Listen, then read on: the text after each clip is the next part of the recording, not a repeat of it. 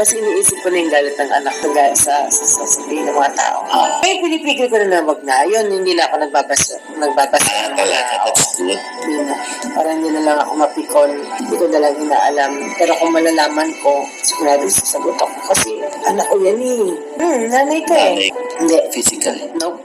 Hindi ako nabubanga. Umiiyak na lang. Pagka may nasabi, tapos may naakap yan pa sa phone ko. Sorry, alam ko, tawarin mo kung hindi ko na uulitin. Ayoko magalit sa akin eh. Masama ba humingi ng tawad sa anak?